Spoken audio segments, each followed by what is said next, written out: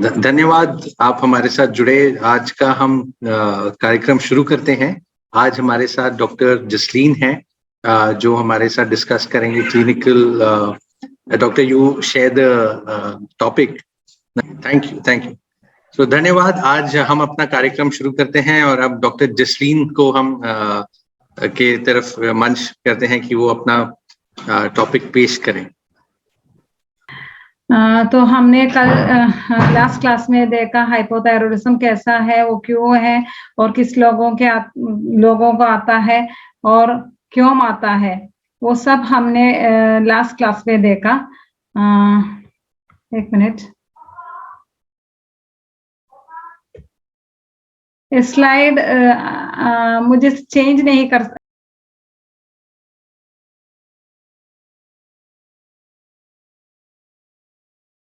अभी now it is clear. अभी देख सकते हैं ना स्लाइड? Yes doctor. ओके।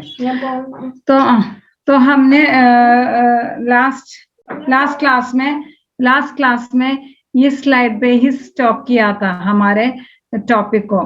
तो हम इस क्लास में देखेंगे कौन कौन फैक्टर्स हमारे थायराइड फंक्शन को अफेक्ट करते हैं, क्योंकि ये थायराइड का प्रॉब्लम है ना, ये क्यों हमें आता है ये हमको अच्छी तरह से समझना है। क्यों हमें थायराइड का प्रॉब्लम है ये अच्छी तरह से हमें समझना है, क्योंकि वो समझने से ही हमें हमारा ट्रीटमेंट प्लान बहुत सिंपल हो सकता है। नहीं तो हमें डिफिकल्ट मीन्स हमें बहुत तकलीफ होगा थायराइड केस ट्रीट करने के लिए। तो बहुत सारे प्रॉब्लम है वो थायराइड ग्रंथि को इन्फ्लुएंस करता है। उसमें से एक है न्यूट्रिएंट्स का कमी।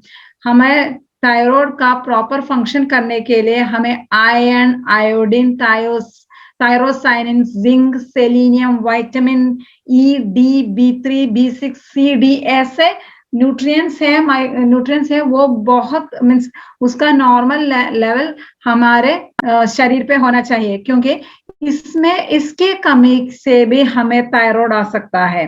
तो कभी कभी ऐसा है कि सब लोगों को हम थायराइड चेक करेंगे तो थायराइड स्ट्रेस नहीं होगा, वो अच्छी तरह से टाइम पे स्लीप करता होगा, कोई भी फैक्टर्स हमें नहीं मिलेगा। मगर जब भी हम उसका ब्लड टेस्ट करेगा तो ब्लड टेस्ट में हमें वो आयरन का कमी लगेगा। तो हमें क्या बोलना है ऐसे केस में? हमें उन लोगों को बोलना है कि जो खाने में आयरन ज्यादा है, स्पिनेच, सब्जी फल वगैरह ज्यादा खाना है। जिंक, सेलेनियम, ये जिंक सेलेनियम ज्यादा मिलता है ये फिश में सार्डिन फिश में ज्यादा जिंक और सेलेनियम मिलता है। और हमें नट्स और सीड्स में पंपकिन सीड्स, ये सनफ्लावर सीड्स, हमें अभी मार्केट में ये सनफ्लावर सीड्स और पंपकिन सीड्स मिलता है। ये पंपकिन सीड्स में ज्यादा जिंक और सेलेनियम मिलता है। और नट्स और मिल्क एंड मिल्क प्रोडक्ट्स वो सब लेना पड़ेगा। कर्ड और बटर मिल्क ये सब उसका डाइट में होना पड़ेगा। कभी कभी ये हम कैसे इवेल्युएट करना है कि हमें हमारे पेशेंट से पूछना है उसका डेली डाइट कैसा है। तो हमें यहाँ पे केरला पे क्या दिखता है कि कभी कभी स्त्रियां यहाँ आता है, वो सुबह को कुछ भी नहीं खाते। सुबह और दोपहर का खाना 12 o'clock में 12 बजे या 10 बजे या 11 बजे को ब्रंच मैं बोलती हूँ, ब्रेकफास्ट और लंच टुगेदर मिलके ब्रंच खाते हैं। तो उन लोगों को मैं बोलती हूँ, और ऐसे स्त्रियों को गैस का प्रॉब्लम है, वो मोटी है और थायराइड का हाइपोथायराइड होगा, थायराइड का कमी होगा, उसके साथ साथ उसको विटामिन डी का कमी होगा, उसके साथ साथ उसको जिंक और आयोडीन का कमी होगा। तो मैं क्या बोलती हूँ उसको प्रॉपर डाइट देती हूँ। इस क्लास में मैं डाइट भी देती हूँ, क्या करना है ऐसे थायराइड पेशेंट को, हमें क्या खिलाना है, कैसा डाइट बोलना है, वो सब हमें we have to give insight in that topic too. हमारे साथ जो पेशेंट आता है ना, उसको उसके बारे में, खाने के बारे में कभी कभी हमें क्लास लेना पड़ता है। तो दूसरा है factors that inhibit the proper production of thyroid hormone. Thyroid hormone का उत्पादन करेक्ट से क्यों नहीं होता, क्योंकि कभी कभी स्ट्रेस होता है, फाइनेंशियल स्ट्रेस होता है, कभी पैसा का प्रॉब्लम से वो स्ट्रेस में आ जाता है, फैमिली में कोई प्रॉब्लम है तो स्ट्रेस आ जाता है, कभी कभी उसके घर में कोई वो उनसे बहुत दिल से है, वो उसका मर जाने से ऐसा प्रॉब्लम आ सकता है, कोई इन्फेक्शन है। इन्फेक्शन बारे में बोलो तो मैं मुझे वो केस में इस स्लाइड में नहीं दिखाता। मुझे एक कॉलेज का प्रिंसिपल आया था, उसका प्रॉब्लम है वो बहुत वो करीब 58 एज है उसका, और उसका प्रॉब्लम है वो बहुत स्वेट करता है, उसको धक धक दिल में वो धक धक करता है, वो पैल्पिटेशन लगता है, उसको सर में दर्द है, उसको बहुत एंग्जाइटी है। तो वो सब शुरू होने लगा। तो उसने आके बोला डॉक्टर मुझे ये सब प्रॉब्लम है। तो मैंने चेक किया तो वो हाइपर थायराइड था। हाइपर थायराइड, अभी हम हाइपोथायराइड का केस लेते हैं, मगर हाइपर थायराइड था। मैं इन्फेक्शन के बारे में बोलने से ये सेंटेंस बोलती हूँ। तो मैंने उसको मेडिसिन दिया, तो उसका प्रॉब्लम थोड़ा कम हो गया, मगर पूरा नहीं हो गया। तो उसने क्या किया, इसका यहाँ पे एक अपोलो हॉस्पिटल है, वो हॉस्पिटल में जाके एक डॉक्टर से मिला। डॉक्टर ने भी देखा, तो उसने भी जैसे मैंने बोला आप हाइपरथायराइड में है, इसलिए आपको प्रॉब्लम है।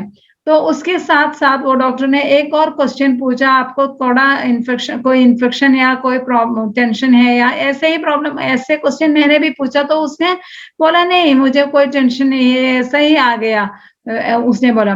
तो उस वक्त उसने बोला कि जो सिम्टम्स उससे शुरू होने लगा था, उसके एक हफ्ते पहले उनको एक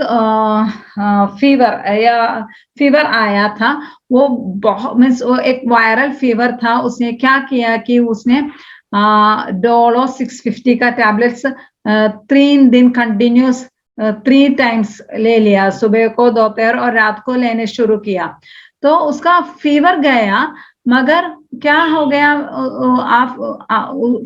फीवर के बाद उसको ये थायराइड का प्रॉब्लम आ गया।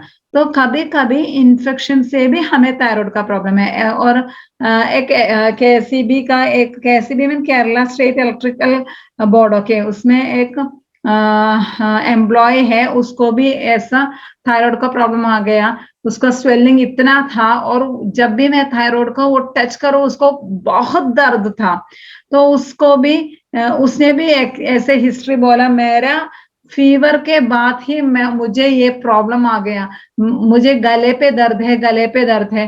तो सब डॉक्टर ने सोचा उसको टॉन्सिलाइटिस है या फेरेंजाइटिस है। एक्चुअली उसको टॉन्सिलाइटिस या फेरेंजाइटिस का प्रॉब्लम नहीं था, उसका थायराइड स्वलन था, और थोड़ा अंदर भी थोड़ा बाहर भी ऐसा था उसका स्वेलिंग।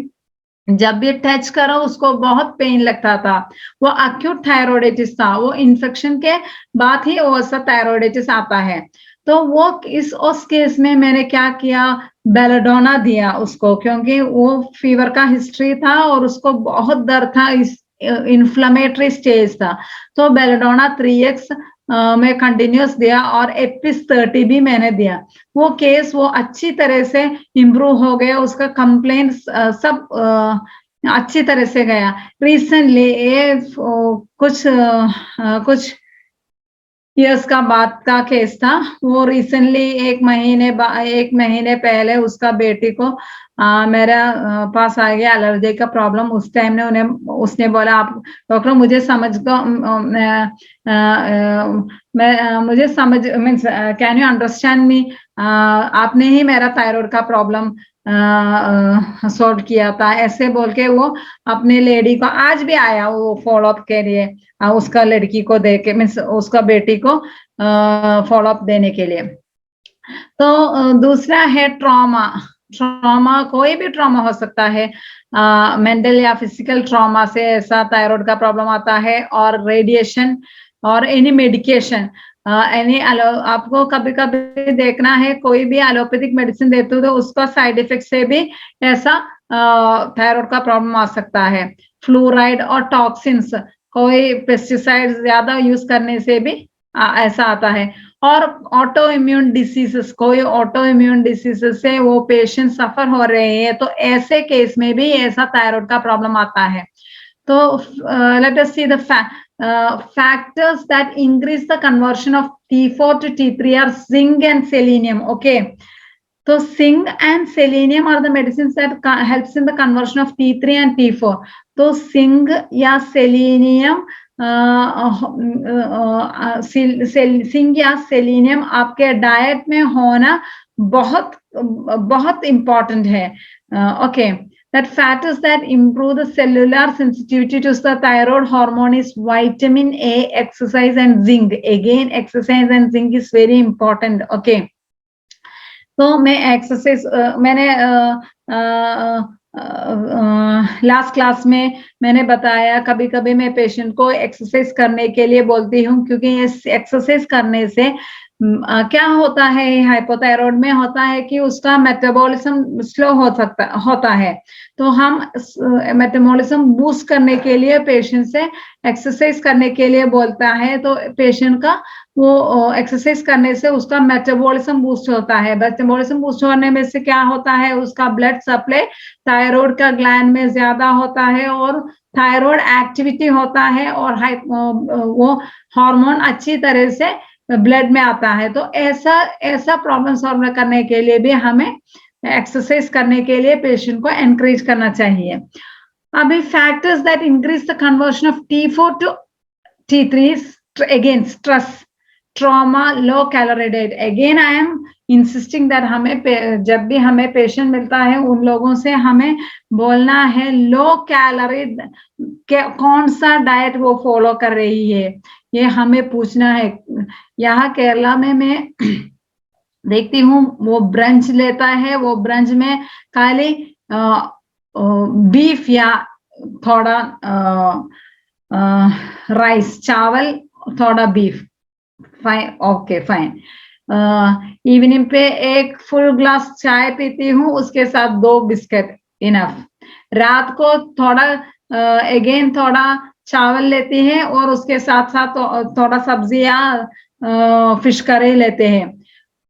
ये वेजिटेबल्स, नट्स, फ्रूट्स खाने का, फल, सब्जी या नट्स, सीड्स खाने का वो इम्पोर्टेंस यहाँ के लोगों को, यहाँ के नहीं कोई भी लोगों को उसका इम्पोर्टेंस नहीं है। और हम लोग अभी ज्यादा से जंक फूड में है, पिज्जा ज्यादा खाता है, वो क्या यहाँ पे हम Alfaham कुलमंदी, I don't know whether you people are familiar with that in their places. Here this Arabian food is very common and very familiar.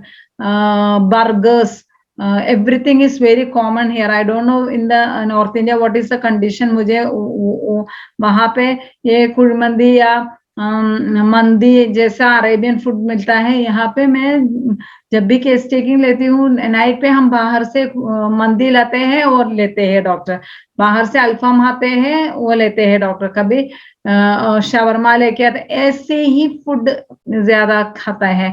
तो उसमें है ज्यादा नमक ज्यादा है और मायोनीज ज्यादा लगता है। ऐसा फूड भी ये थायराइड के कभी कभी लेते हैं, monthly once, okay fine, but daily या वीकली 2-3 टाइम्स लेना अच्छा नहीं है, सेहत के लिए अच्छा नहीं है। टॉक्सिन्स, इन्फेक्शन, लिवर या किडनी का डिस्फंक्शन, जब भी आप देखो कोई भी थायराइड पेशेंट आपके आपके क्लिनिक पे आते हैं, वो थायराइड 50 mg लेता है, उसको आप देखेंगे तो वो लोग ग्रेड 1 फैटी लिवर होगा, उसको ब्लीडिंग का प्रॉब्लम होगा, मोटा होगा वो स्त्रियां, उसके साथ साथ उसको ब्लीडिंग, उसके साथ साथ उसको फाइब्रोड होगा, गर्भपात्र में फाइब्रोड होगा, कभी कभी उसको ब्रेस्ट में फाइब्रो एडिनोमा जैसा का प्रॉब्लम भी होता है। आप लोगों ने ऐसा देखा है या नहीं मुझे पता नहीं, मगर ऐसा ही हिस्ट्री, फैटी लिवर होगा, उसके साथ उसको फाइब्रोड का प्रॉब्लम होगा, ब्रेस्ट में फाइब्रोएडिनोसिस का प्रॉब्लम होगा, वो मोटा होगा, ब्लीडिंग का प्रॉब्लम होगा, थायराइड का प्रॉब्लम होगा, थायराइड का मेडिसिन भी ले रहा होगा, और जॉइंट का प्रॉब्लम भी बता रहा होगा। वो जॉइंट का प्रॉब्लम ज्यादा लगता है तो वो हॉट पेशेंट है, हमें काली आयड मेडिसिन, ऐसे केस में हमें काली आयड अच्छा रिजल्ट मिलता है। ओके ओके अभी एक स्लाइड देखती हूँ, इसमें fat fair flabby female with sudden weight gain and tiredness and sleepy feeling, वो बहुत थकी हुई है, वो बहुत मोटा है और उसे मोटा है और उसे all general are her good, that is her, वो भूख अच्छा है, उसको कक्कुस जाने के लिए कोई तकलीफ नहीं है, और पेशाब करने के लिए कोई तकलीफ नहीं है, कोई प्रॉब्लम नहीं है, उसको बहुत थकी हुई लगती है, घर में कोई काम नहीं कर सकते, ऐसा प्रॉब्लम से आ गया था, और उसका हिस्टेरेक्टमी भी किया था क्योंकि फाइब्रोइड यूट्रस, मैंने पहले बोला था ऐसे स्त्रियों को हम देखते हैं तो फाइब्रोइड यूट्रस मिलेगा। उसने, उसका एलर्जी का प्रॉब्लम था, उसको type of cough which usually recur every month same time, उसको बहुत खांसी था, वो खांसी जैसा था, हर महीने में सेम टाइम को उसको खांसी होता था। Strong family history of hypothyroidism. She has fear of thyroid complaints and anxious about it. And वो बहुत चिल्ली भी था। तो मैंने केस लिया और उसका थायराइड आ गया, और आप रिपोर्ट में देख सकती हैं, उसका TSH था 115.13, ओके 115.53। तो मैंने क्या किया, उसको केस लेके मैंने उसको कैलकेरिया कार्ब 0/3 से हाइपोटेंसी तक गया। उसके साथ साथ जब भी उसको कफ का प्रॉब्लम आता था, खांसी का प्रॉब्लम आता था, मैं उसको पल्सैटला 30 भी देता था। वो बहुत थकी लगती है, वो उसको कोई स्ट्रेस नहीं था। मैं जब भी उसका लाइफ स्पेस इन्वेस्टिगेशन किया था तो वो हैप्पी था, उसके घर में कोई प्रॉब्लम नहीं है, वो बच्चे और अपने पति और ससुराल वालों से अच्छा है, कोई प्रॉब्लम नहीं है उसको, मगर उसका स्ट्रॉन्ग फैमिली हिस्ट्री था। तो मैंने ओलिव हॉर्नबीफ भी उसका साथ साथ देता था, उसको दे दिया, और उससे एक्सरसाइज सजेस्ट किया। कभी कभी ये स्त्रियां आती हैं, जब भी हम एक्सरसाइज के बारे, व्यायाम के बारे में बोलते हैं, उन लोगों को पसंद नहीं आता, तो मैं उसको बोलती हूँ, देखो 15 minutes morning and 15 minutes evening walking, 15 minutes evening and 15 minutes evening morning and 15 minutes evening walk, means just walk, because doing that it will boost your metabolism. ऐसे करने से हमारा मेटाबॉलिज्म बूस्ट हो सकता है, ऐसे बूस्ट होके हमें थायराइड फास्ट हमें थायराइड का लेवल नॉर्मल कर सकता है। तो मैंने दूसरा बार चेक किया तो उसका TSH 20.84 आ गया, और उसके बाद मैंने पोटेंसी रेस किया, और उसके बाद मैंने थायराइड चेक किया तो उसको 6.40 आ गया, और बाद में थर्ड वन में उसका TSH नॉर्मल आ गया, वो है 3.68, और उसका वो धक्की लगती है, घर का काम करना का तकलीफ होता है, ऐसा वो सब उसका इसी मीन्स वो मैनेज कर सकता था। अभी हम देखेंगे कैसा हाइपोथायराइड केस हमारे क्लिनिक में हमें मिलता है। ये बहुत इम्पोर्टेंट है क्योंकि हमारे क्लिनिक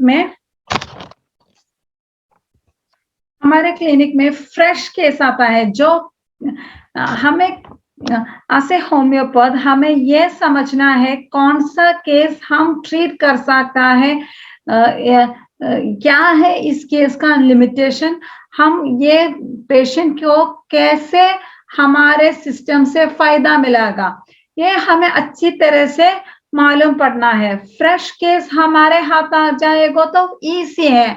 मैंने आपको दिखाया था केसेस, जो फ्रेश केस मेरे हाथ में आ गया वो बहुत अच्छी तरह से हम सॉल्व कर सकते हैं। दूसरा केस है वो है हमें थायराइड या इलेक्ट्रोसिन हार्मोन सप्लीमेंट्स लेते हैं, वो उन लोगों को थायराइड का मेडिसिन स्टॉप करना, माने थायरोनोम या इलेक्ट्रोसिन उसको वो लोगों को पता चलेगा वो लाइफ लॉन्ग लेना पड़ता है, तो उसको इलेक्ट्रोसिन या थायरोनोम स्टॉप करना है और होम्योपैथी में शिफ्ट करके उसको थायराइड का प्रॉब्लम सॉल्व करना है। ऐसा पेशेंट्स हमारे पास आता है, तो ऐसा पेशेंट आएगा तो हमें 1, 2, 3 बार हमें थिंक करके ही हमें उसको सॉल्व करने के लिए जाना पड़ेगा, क्योंकि जब जो लोग थायराइड का टैबलेट्स 12 या 15 इयर्स लेते हैं, उन लोगों को थायराइड का प्रवर्तन नहीं होगा, बहुत कम होगा। ऐसे लोगों को हमें एक दिन में थायराइड का टैबलेट स्टॉप करके होम्योपैथी लेना नहीं बोलना चाहिए। दूसरा, जो लोग 25 में शुरू किया, अभी 750 हो गया, 75 ले रही है, 100 ले रही है, 125 ले रही है। जो लोग थायराइड का टैबलेट्स मीन्स इलेक्ट्रोसिन या थायरोनोम ज्यादा हाई mg में लेते हैं, ऐसे लोगों से हमें होम्योपैथी मेडिसिन स्टार्ट करके कल से आप थायरोनोम स्टॉप करो ऐसा मत बोलना है। मेरा एक्सपीरियंस में बोल रही हूँ, क्योंकि ऐसे हम करेंगे तो एक ही महीना में क्या हो जाएगा, हमारा मेडिसिन शुरू हो गया, एक ही महीना में वो लोगों को डिप्रेशन आ जाएगा, बहुत शरीर पे दर्द होगा, बहुत तकलीफ हो जाएगा, वो जाके बोलेगा होम्योपैथी ने अच्छा नहीं है। जब भी मैंने होम्योपैथी मेडिसिन शुरू किया तब भी मुझे तकलीफ ज्यादा हुआ, मेरा कोई प्रॉब्लम नहीं था, वो डॉक्टर से मिला, मेरा प्रॉब्लम शुरू हुआ, अभी मुझे याद नहीं रखता, मुझे कोई भी काम घर में नहीं कर सकता, ऐसे वो बोलने शुरू करेगा। और तीसरा ये है कि हमें पता नहीं वो लोगों को या हमें वो पेशेंट हमसे स्टिक होता है या नहीं, हमें पता नहीं है। तो ऐसे में हम कल से आप थायराइड स्टॉप करो ऐसे बोलने से अच्छा नहीं होगा, क्योंकि हम देखेंगे आपको ऐसा बोलना है जो लोग थायराइड का इलेक्ट्रोसिन या थायरोनोम लेते हैं, उसके साथ साथ ही उसको सिम्टम्स होगा। जब भी ब्लड टेस्ट करेगा वो थायराइड का लेवल नॉर्मल होगा, TSH नॉर्मल होगा, मगर उसका हेड से सिर से टो तक पैर तक उसको जॉइंट पेन होगा, हेयर फॉल होगा, बहुत सारे प्रॉब्लम होगा, मगर उसका TSH नॉर्मल होगा, वो हैप्पी है, मगर डॉक्टर हमें ये प्रॉब्लम है। तो आपको क्या करना है, ऐसे केस में थायराइड टैबलेट बिना स्टॉप करके जो भी सिम्टम्स या रोग लक्षण वो लोग हमें बोल रही है उसको मेडिसिन से कम करना पड़ेगा, वो पेशेंट हमसे स्टिक होता है। उसके बाद हम थायराइड का TSH चेक करेगा तो उसका TSH कम होने लगेगा। ऐसे में we will taper the dose, हम थायरोनोम या इलेक्ट्रोसिन का डोज टेपर करके हमारा मेडिसिन का पोटेंशियल रेज करके हमें मैनेज कर सकते हैं। तो हमें पूछना है हाउ लॉन्ग, कितने साल से हमें आप ये मेडिसिन लेता है, वो हमें पूछना है। तीसरा है on thyroid supplement still fluctuation. तीसरा पेशेंट हमारा पास आता है, वो लोग है वो थायराइड टैबलेट लेता है, मगर जब भी टेस्ट करो, कभी कभी आज टेस्ट करेगा तो उसका रिजल्ट TSH का आएगा तो हाइपर थायराइड, कल टेस्ट करेगा तो वो हाइपोथायराइड लगेगा। तो ऐसे फ्लक्चुएटिंग केसेस है, वो केसेस हम बहुत हेल्प कर सकते हैं ऐसे पेशेंट को। ऐसे पेशेंट मॉडर्न मेडिसिन में जाएगा तो एलोपैथिक डॉक्टर्स भी स्टक होता है, क्योंकि वो नियोमर्कोसोल दे नहीं सकते या थायरोनोम भी नहीं दे सकते, क्योंकि आज हाइपरथायराइड है तो कल हाइपोथायराइड होगा। ऐसा पेशेंट आता है, बहुत तकलीफ है ऐसा पेशेंट को मैनेज करने के लिए। मैं एक केस दिखाती हूँ, ऐसे रिजल्ट मीन्स ऐसे फ्लक्चुएटिंग टाइप ऑफ थायराइड कैसे मैनेज करना है, मैं एक इन्वेस्टिगेशन दिखाती हूँ। On thyroid supplements still symptoms persist. कभी कभी वो लोग थायराइड का मेडिसिन 62 एज, हम उसका उम्र पूछेगा तो उसका उम्र 62 या 72 होगा, तो वो उसका थायराइड का फंक्शन डिजेनरेट होके कोई चांस नहीं है। ऐसा केस में हमें सिम्टम देख के उसको मेडिसिन देना है और उसका प्रॉब्लम को कम करना पड़ेगा।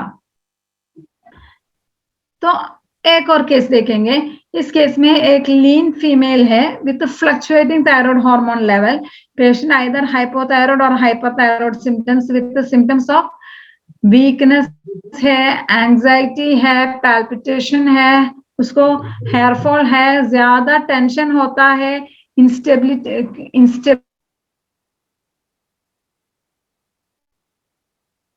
भूख ज्यादा लगता है, वो अच्छी तरह से खाना खाता है तब भी उसको वेट लॉस होता है। तो हॉट था वो, उसका थायरोनम, शी वाज ऑन थायरोनम टैबलेट्स था। ओके, तो जनरल मैनेजमेंट में मैं उसको थायराइड का टैबलेट स्टॉप करने को लिए बोला और नाट्रोम्यूर लो से हाई पोटेंसी तक गया। देखेंगे देखो इसमें उसको हाइपरथायराइड है, हाइपरथायराइड देखा, TSH 0.01। ओके, दूसरा में देखा TSH 58.44। अंडरस्टूड। ऐसा है तो क्या करना है, हमें उसको बोलना है थायराइड का मेडिसिन स्टॉप करने के लिए, क्योंकि वो फ्लक्चुएटिंग है। तो हम क्या करेंगे, यहाँ फ्लक्चुएटिंग है तो हमें बोलना है थायराइड का मेडिसिन स्टॉप करने के लिए। तो मैंने बोला मेडिसिन स्टॉप करने के लिए।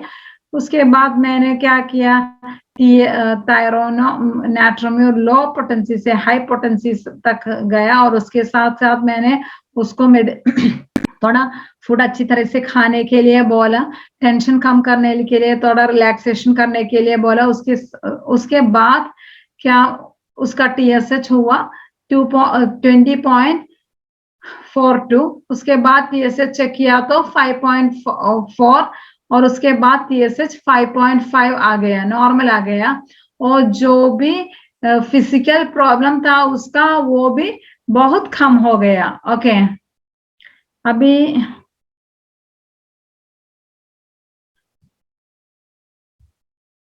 तो ऐसा दैट इज जो केस में अभी आपको दिखाया था ना आप लोगों को, वो केस है थायराइड फ्लक्चुएटिंग है, फ्लक्चुएटिंग।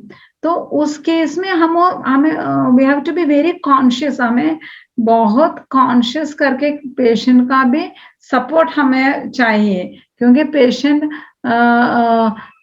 वो हाइपरथायराइड स्टेज है ना, वो हाइपरथायराइड स्टेज में उसे बहुत हॉट लगेगा और उसको पैल्पिटेशन ज्यादा लगेगा, ऐसा आ सकता है। तो ऐसा केस हमें बहुत conscious means we have to be very careful treating such cases. तो ये एक केस है, again male patient 58 years undergone surgery and radiation. अभी देखो मैं फैक्टर्स अफेक्टिंग, मैं क्या बोला था, मैं फैक्टर्स अफेक्टिंग थायराइड ग्लैंड मैंने बोला था ना।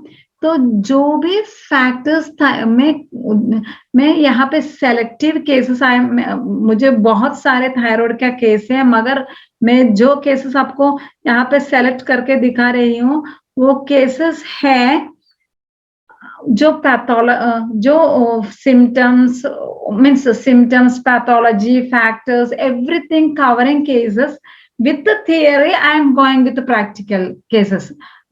जो केसेस हमें थियरी पढ़ता है वैसा केस हमें प्रैक्टिकल में मिलता है, वैसा ही मैं शो कर रही हूँ, क्योंकि हमारे समझ में we can understand it very well. Okay, तो हमने फैक्टर्स अफेक्टिंग में पढ़ा था कि रेडिएशन के कारण भी हमें थायराइड का प्रॉब्लम आ सकता है। तो मेल पेशेंट है, 58 ईयर्स है, undergone surgery and radiation for, क्यों रेडिएशन अंडरगो किया? उसको सीए रेक्टम था। तो लेटर तो सीए रेक्टम होने से वो रेक्टम, वो रिजल्ट सभी है, मीन्स रेक्टम का रिजल्ट है, CA means CA result, everything was there. So क्या एलोपैथी मॉडर्न मेडिसिन डॉक्टर्स ने उसको नियोमर्कसोल 5 mg शुरू करने के लिए बोला, क्योंकि उसका थायराइड लेवल था हाइपरथायराइड। सो ऐसे में क्या हो गया, उसका यंगर सिस्टर था, तो उसको कैंसर है, बीमारी है, वो बहुत दुखी है।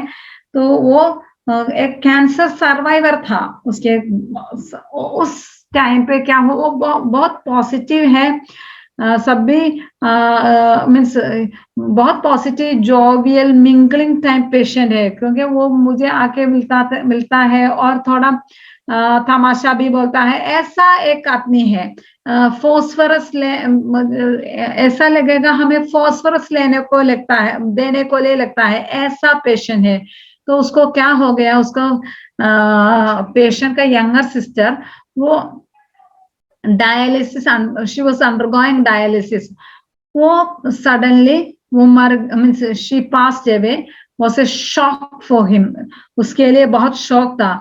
स्टार्टेड उसके बाद उसको क्या हो गया, ये इंसिडेंट के बाद, ये इंसिडेंट इसका पत्नी ने उससे बोला, आपके दीदी को ऐसा हो गया। उसके बाद उसको क्या शुरू हो गया, उसको भूख कम हो गया, उसको नींद नहीं आ रहा था, बहुत नेगेटिव थॉट्स था। वो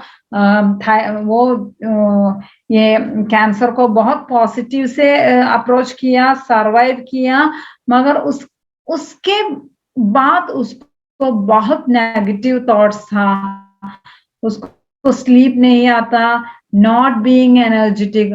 तो उस टाइम पे हमें इन्वेस्टिगेशन किया, तो उस टाइम पे TSH 24.80 आ गया। तो उस टाइम उसके पत्नी को लगा मुझे आके मिलना है, क्योंकि वो मेरा रेगुलर पेशेंट था। तो उसने मुझे आके मिला, तो मैंने देखा उसका TSH 8.0। तो मैंने हिस्ट्री बहुत क्लियर है, क्योंकि वो एक शॉक को he was going through a shock।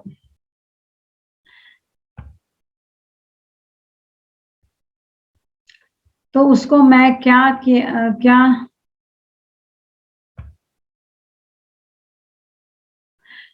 After उसको मैं इग्नेशिया और स्टार ऑफ बेथलेहेम दिया। Ignatia against star of Bethlehem. Star of Bethlehem ये बेस्ट फ्लावर रेमेडी है। जब भी हमें तो कोई मेंटल ट्रॉमा या शॉक होता है, तो उस टाइम पे हम ले सकते हैं स्टार ऑफ बेथलेहेम। तो मैंने इग्नेशिया लो पोटेंसी से हाई पोटेंसी तक शुरू किया, और मैंने बोला नियोमर्कसोल बंद करने के लिए। तो नियोमर्कसोल बंद करके ऐसे करने से उसका थायराइड आप देख सकते हैं, थायराइड 1.68 आ गया और नॉर्मल हो गया।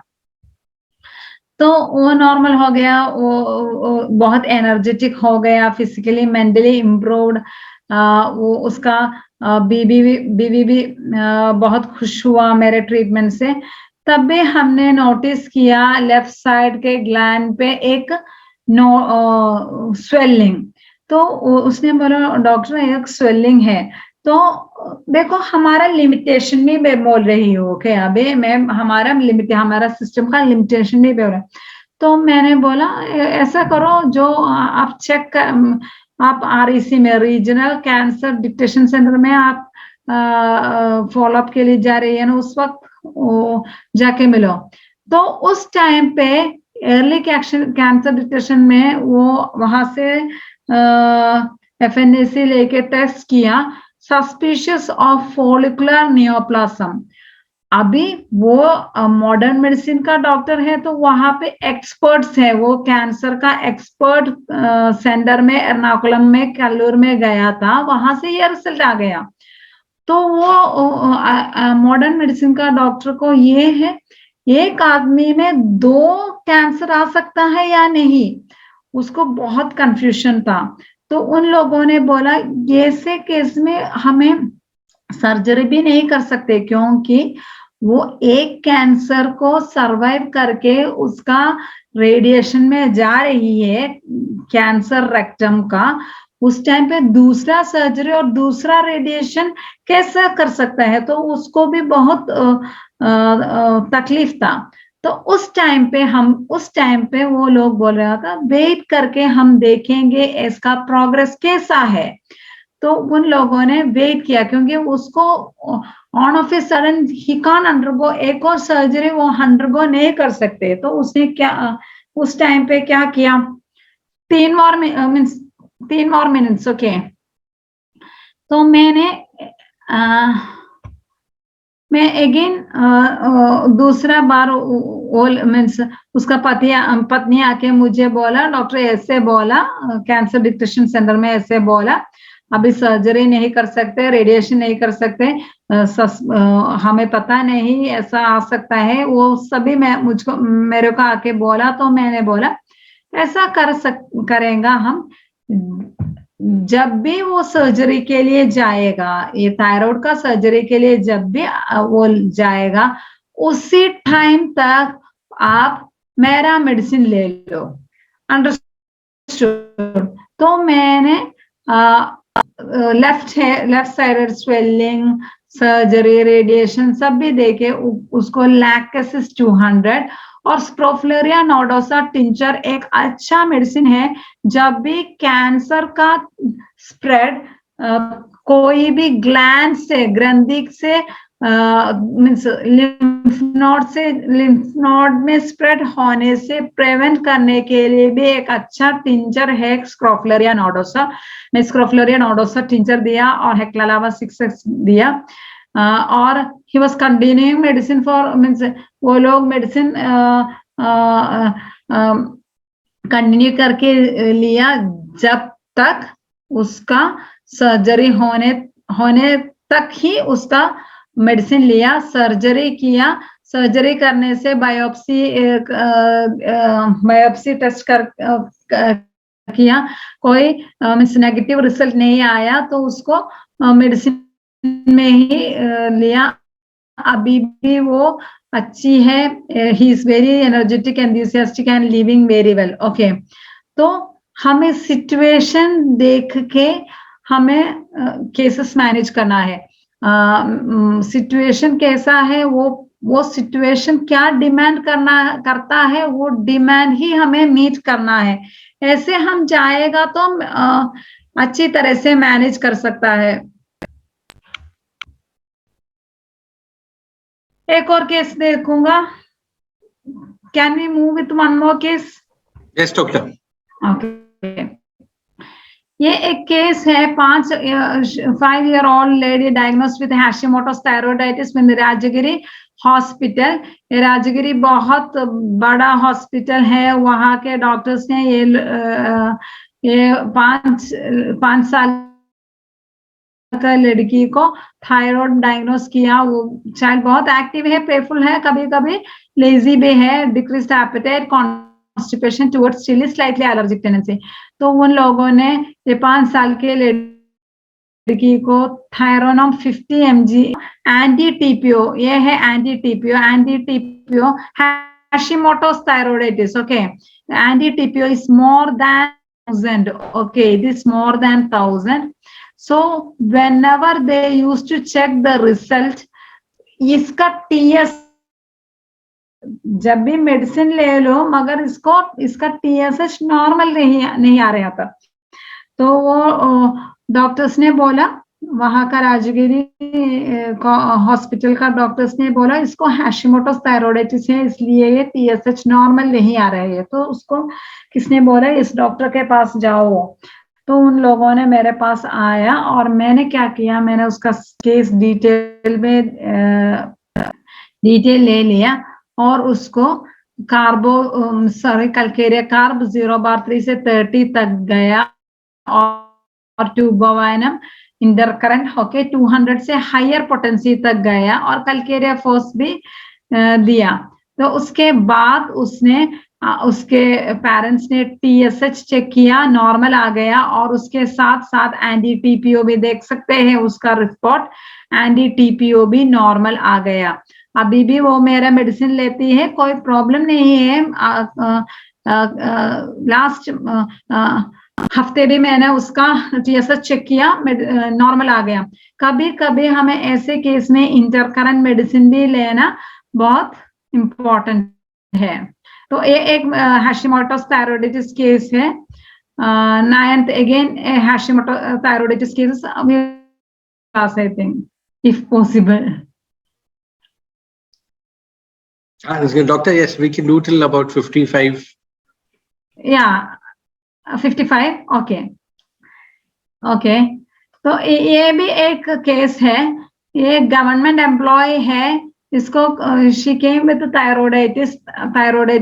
उसको बहुत फियर था। उसका husband he was staying abroad and staying in government quarters with her mother and kid. Okay, studying for higher grade exam. She's studying for higher grade exam. उसका प्रॉब्लम है, जब भी वो पढ़ता है उसका दिमाग में नहीं रहता, उसको मेमोरी बहुत कम लगते हैं, उसके साथ साथ वो बहुत थकी लगती है, स्लीपी फीलिंग है, ऐसा प्रॉब्लम होता था। वो बहुत कम बोलते हैं, वेरी वेल डिफाइंड, वो सप्रेस करके बोलते हैं, लेकिन yes or no answers. But ऐसा लगता है वो बहुत स्ट्रेस्ड है, ऐसा लगता था उसके फेस से। वो क्या है उसका स्ट्रेस वो नहीं बोलता। तो get a government job in Kerala, it is not easy and she is getting a job. Okay, वो चाइल्डहुड में उसका पिताजी बहुत डोमिनेटिंग था। थोड़ा ही हिस्ट्री मुझे मिला क्योंकि वो ओपन अप नहीं, she was not opening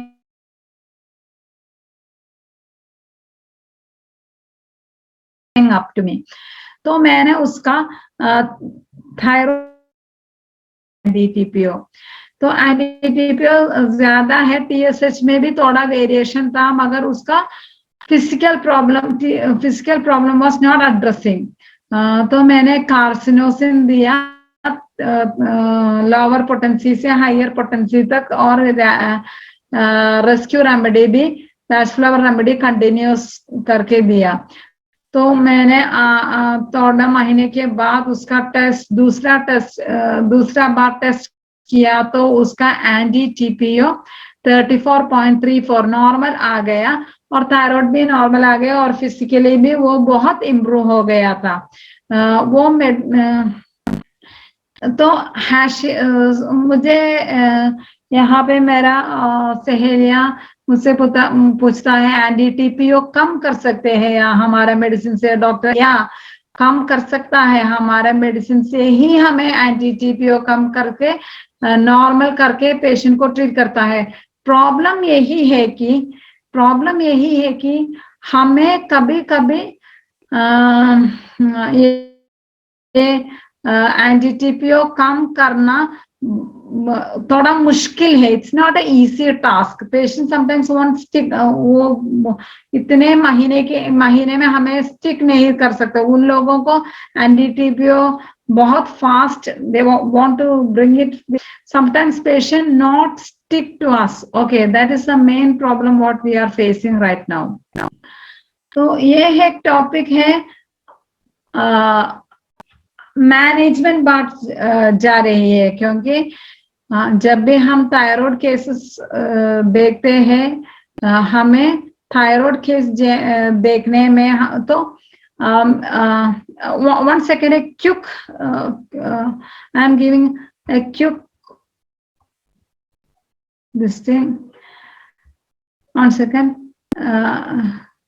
thyroid क्या है, थायराइड का प्रॉब्लम क्या है मैंने बोला, वो फंक्शन पैथोफिजियोलॉजी क्या है मैंने बोला, केसेस दिखाया, डिफरेंट टाइप्स थायराइड का सिम्टम्स कौन सा है, कब हमें चेक करना है मैंने बोला, इनफर्टिलिटी में वो उसका क्या फर्क पड़ता है, कौन सा टेस्ट करना है, कब टेस्ट करना है, कैसा टेस्ट करना है, क्या क्या फैक्टर्स थायराइड ग्लैंड को अफेक्ट कर रही है, और फ्लक्चुएटिंग कैसे हैंडल करना है, हमारे क्लिनिक में कौन सा केस आता है, कैसा हैंडल करना है,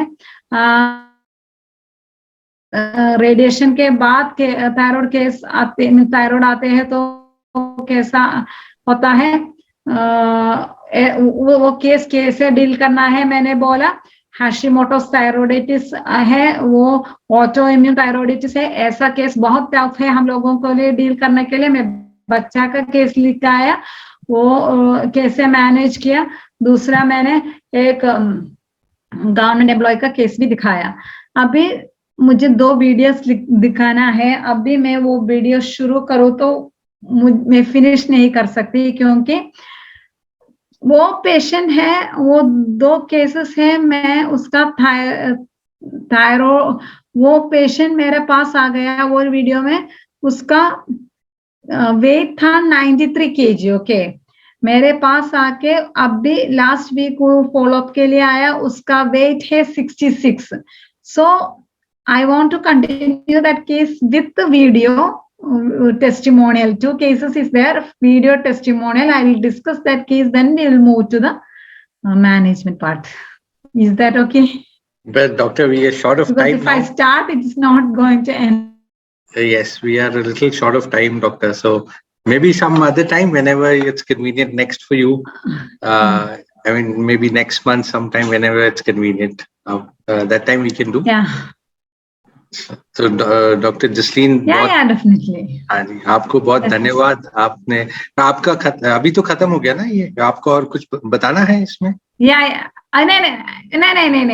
मैं रिविजन करके अभी मुझे मैनेजमेंट पार्ट, मेडिसिन पार्ट देना है, कैसा डाइट लेना है, कौन सा एक्सरसाइज करना है, कैसे मैनेज करना है, वो सब मुझे बताना है। Nuts and fruits are equally important. Sabzi, fruits, vegetables is equally important. And low carb diet is must when you are moving with the thyroid cases.